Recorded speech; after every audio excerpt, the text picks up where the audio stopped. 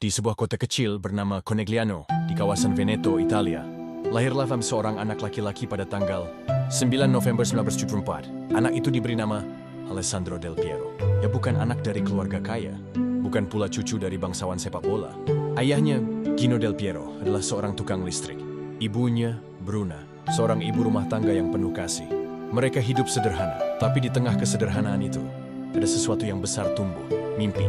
Sejak kecil, Alessandro tidak tertarik pada mainan atau buku seperti anak-anak lain. Dia hanya jatuh cinta pada satu hal, sepak bola.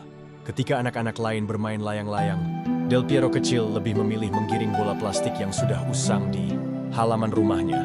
Kakaknya, Stefano, adalah orang pertama yang mengenali api dalam diri adiknya itu. Ia pun berkata kepada ibunya, "Mama, lihat Ale, dia berbeda. Dia bisa jadi pemain hebat suatu hari nanti."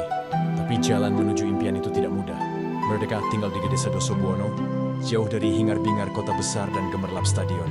Yahias bekerja keras siang dan malam untuk menghidupi keluarga. Kadang Alessandro harus membantu pekerjaan rumah saat sang ibu sakit. Namun satu hal yang tak pernah ia tinggalkan adalah latihan. Ia akan menggiring bola di antara pohon zaitun, menendang ke arah tembok batu tua, dan membayangkan dirinya mencetak gol di final Piala Dunia. Setiap malam sebelum tidur, ia akan memeluk bolanya dan berkata dalam hati, "Suatu hari nanti, aku akan bermain untuk Juventus. Aku akan membawa Italia juara." Namun tuh hidup seringkali mengetes tekad kita. Ketika Alessandro mulai bermain di tim kecil daerahnya, San Vendemiano, ia hanya menjadi cadangan. Tubuhnya terlalu kecil, banyak pelatih meragukannya. Dia terlalu lemah, kata mereka. Tapi Alessandro tidak peduli. Ia akan tetap datang lebih awal ke latihan, pulang paling akhir, dan berlatih lebih keras dari siapapun. Karena dalam hatinya, ia tahu, kerja keras akan mengalahkan keraguan. Dan hari itu pun tiba. Seorang pencari bakat dari Padova, klub kecil Serie B, melihat Alessandro bermain. Mata si pencari bakat langsung bersinar. Si bocah kecil itu, katanya, dia punya sesuatu yang langka, kecerdasan, visi, dan keberanian. Tanpa ragu ia merekomendasikan Del Piero untuk bergabung dengan Akademi Padova. Disinilah mimpi kecil itu mulai menjadi nyata. Namun sepadatnya jadwal latihan dan pertandingan membuat Alessandro harus meninggalkan keluarganya dan pindah ke kota lain. Ia remaja belasan tahun. Bayangkan seorang anak pemalu, tinggal sendiri di kota asing, hanya ia ditemani bola dan mimpi. Ia sering menangis di malam hari, merindukan pelukan ibunya. Tapi ia tahu, ini harga yang harus dibayar untuk mimpi besar. Hari-hari di Padova mengubah Del Piero, bocah pemalu dari Conegliano itu, perlahan tumbuh menjadi pemuda dengan determinasi baja. Ia tak pernah menjadi yang tercepat, bukan pula yang paling kuat secara fisik. Tapi ada satu hal yang membuat semua orang terpukau. Caranya bermain bola adalah seni. Setiap sentuhan, setiap umpan, dan setiap gol adalah seperti goresan kuas di atas kanvas. Dia bukan hanya pemain, dia adalah pelukis di lapangan. Del Piero mulai mencuri perhatian. Di musim 1993, ia mencetak gol profesional pertamanya bersama Padova. Bagi orang lain, itu mungkin hanya gol biasa di Serie B, tapi bagi Alessandro, itu adalah pintu menuju dunia yang lebih besar. Dan benar saja, tak lama kemudian pintu itu terbuka lebar. Juventus datang, nama besar, klub raksasa Italia, tapi juga klub yang dikenal kejam dan tak sabar dengan pemain muda. Namun Del Piero tidak gentar. Ketika namanya dipanggil untuk pindah ke Turin pada tahun 1993, ia hanya mengucap satu kalimat pada dirinya sendiri. Sekarang mimpi itu mulai hidup, namun di Juventus bukan tempat bermain yang lembut. Saat ia tiba, klub itu sudah memiliki bintang-bintang besar seperti Roberto Baggio, idola Del Piero sendiri. Semua orang meragukan bocah kurus dari Padova ini. Bahkan ada yang mengejek, dia hanya akan jadi cadangan seumur hidup. Tapi Alessandro tidak datang untuk menjadi bayangan siapapun. Ia datang untuk menunjukkan siapa dirinya. Pada 19 September 1993, ia melakoni debutnya. Bukan sebagai starter, hanya beberapa menit di akhir pertandingan. Tapi ia tidak peduli. Ia mencium rumput Stadion delle Alpi seperti mencium bumi impian. Lalu seminggu kemudian dia mencetak gol pertamanya untuk Juventus. Dan di pertandingan berikutnya, sebuah hat-trick yang menggemparkan. Dalam sekejap, Italia mengenal nama Alessandro Del Piero. Namun kejayaan belum benar-benar dimulai. Ketika Baggio cedera, Del Piero mendapat kesempatan untuk menjadi starter. Di sinilah dunia yang mulai menyadari. Bocah ini bukan hanya pewaris. Ia adalah takdir. Dia tidak menggantikan Baggio. Dia menjadi legenda baru. Dengan gaya bermain yang elegan. Dengan hebatnya pemainkan, ada gol-gol dari sudut mustahil yang akan dikenal. Dunia sebagai gol Del Piero. Ia membawa Juventus terbang tinggi. Tahun 1996, puncaknya tiba, Liga Champions. Juventus menaklukkan Eropa, dan Del Piero adalah bintangnya. Namun seperti dalam setiap cerita besar, datanglah ujian. Tahun 1998 saat dunia mengujarnya, Del Piero mengalami cedera parah. Lututnya robek, dunia seolah runtuh. Ia terkapar di lapangan, dan saat itu jutaan hati patah bersamanya. Dokter berkata ia mungkin tidak akan pernah kembali seperti semula. Media mulai melupakannya. Dunia terus berputar tanpa belas kasihan. Tapi Del Piero, dia tidak menyerah. Di tengah rasa sakit ia memilih untuk bangkit. Hari-hari di ruang rehabilitasi menjadi ajang pertarungan baru. Tidak ada penonton, tidak ada sorak-sorai.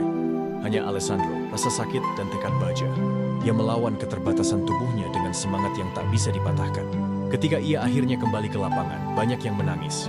Bukan karena ia langsung menjadi bintang seperti dulu, tapi karena ia berdiri lagi dengan kepala tegak dan hati yang lebih kuat dari sebelumnya. Dan di sanalah ia mengukir bagian paling menyentuh dari kisahnya. Del Piero kembali ke lapangan, tapi bukan sebagai pemain ajaib yang dulu. Ia butuh waktu. Gerakannya tak selincah dulu, kecepatannya tak secepat masa jayanya. Namun satu hal tetap utuh, hatinya. Dan disitulah letak keistimewaan sejatinya. Banyak pemain setelah cedera besar membuat City di pensiun dini atau pindah ke klub kecil untuk bermain tenang. Tapi Del Piero tidak seperti itu. Ia tetap memilih Juventus. Bahkan saat pelatih menggantikannya, saat media mempertanyakan performanya, ia tak pernah membuka suara untuk mencela. Ia diam, bekerja keras, dan menunggu waktunya. Dan waktunya datang. Di awal 2000-an, Juventus kembali berjaya. Bersama pemain-pemain seperti Trezeguet, Nedved, dan Buffon, Del Piero memimpin pasukan Turin dalam senyap. Ia mencetak gol-gol penting, memberikan assist dengan kecerdasan khasnya, dan yang paling berharga, ia menjadi pemimpin. Namun kemudian datang badai terburuk, Calciopoli. Tahun 2006, dunia sepak bola Italia diguncang skandal besar. Juventus dinyatakan bersalah atas pengaturan wasit dan dijatuhi hukuman degradasi ke Serie B. Dan semua gelar mereka dicabut. Itu berarti lain hari paling kelam dalam sejarah klub. Bintang-bintang besar seperti Zlatan Ibrahimovic dan Fabio Cannavaro langsung hengkang. Juventus hancur. Namun saat semua pergi, satu orang berdiri dan berkata, "Saya tetap di sini. Ini rumah saya." Del Piero memilih bertahan. Ia sang kapten, tidak meninggalkan kapal karam. Ia turun ke Serie B, kompetisi yang jauh dari sorotan dunia, dan memimpin tim kembali ke tempat yang layak. Dalam satu musim berhasil mencetak 20 gol, yang menjadi top skor, dan membawa Juventus promosi. Itulah definisi sejati dari kesetiaan. Dan ketika ia kembali ke Serie A, dia tidak datang dengan dendam. Ia datang dengan martabat. Tahun 2028, ia kembali menjadi top skor Serie A. Usianya 34 tahun. Tapi setiap tendangan bebasnya masih magis. Setiap selebrasinya masih mengguncang stadion. Dan yang paling penting, dia sudah menjadi lebih dari seorang pemain. Ia adalah lambang Juventus. Saat pertandingan terakhirnya usai, Del Piero berjalan keliling stadion, perlahan dengan mata berkaca-kaca. Di tangan kirinya ia menggenggam lambang Juventus. Di dadanya ia menyimpan 1000 kenangan. Dan di matanya terlihat luka seorang pria yang sedang meninggalkan. Tapi ia tetap meninggal dengan strength. Ia meninggalkan dengan cinta yang abadi. Del Piero bukan hanya pemain. Ia adalah simbol integritas, kesetiaan, dan pengabdian. Ia tidak pernah meminta panggung, tapi panggung selalu datang padanya.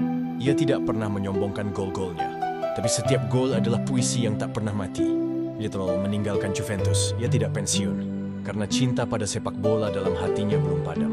Ia melanjutkan petualangan ke tempat yang jauh, Sydney FC, Australia. Banyak yang bertanya, kenapa ke sana? Bukan apa ia bisa bermain di liga besar lainnya. Tapi Del Piero punya alasan. Aku ingin membawa cahaya sepak bola ke tempat yang belum mengenalku. Dan di Australia, ia bukan hanya membawa nama. Ia membawa gairah, dedikasi, dan keteladanan. Stadion-stadion yang biasanya sepi mendadak penuh. Anak-anak Australia menirukan gaya bermainnya. Sepak bola di negeri itu mendapat nyawa baru karena satu nama, Del Piero. Ia kemudian sempat bermain sebentar di India untuk Delhi Dynamos. Bukan karena uang, tapi karena semangatnya yang tak bisa berhenti bermain. Ia ingin memberi terus memberi, hingga tubuhnya berkata cukup. Beriin akhirnya Del Piero pensiun. Bukan dengan panggung megah, bukan dengan pesta besar. Ia hanya menuliskan kata-kata sederhana. Sudah cukup. Tapi cintaku pada sepak bola tidak akan pernah selesai. Kini, ia tak lagi berlari di lapangan. Tapi ia hadir di studio-studio televisi, memberikan analisis dengan ketenangan khasnya. Ia tidak pernah menyombongkan masa lalu, tapi sejarah tak bisa melupakannya. Alessandro Del Piero bukanlah pemain dengan ratusan Ballon d'Or, bukan juga pria yang haus sorotan kamera. Tetapi ia adalah legenda sejati, karena ia bermain dengan hati. Ia menunjukkan pada dunia bahwa dalam sepak bola, yang abadi bukanlah trofi, tapi nilai, kesetiaan, keberanian, kerendahan hati. Itulah Del Piero, seorang anak dari kota kecil yang tumbuh menjadi ikon. Seorang pemuda yang mencintai satu klub dan tak pernah meninggalkannya, bahkan di masa tergelap. Seorang pria yang melawan cedera, keraguan, dan waktu dengan senyuman. Setiap kali kamu mendengar nama Juventus, kamu akan teringat pada satu nomor punggung, 10. Dan di dalam nomor itu, terukir kisah luar biasa tentang seorang pria yang tak hanya bermain bola, tapi juga menghidupi makna dari permainan itu sendiri. Dialah Alessandro Del Piero, legenda, penyair, kesatria, dan bagi jutaan hati di seluruh dunia idola yang tak akan pernah digantikan.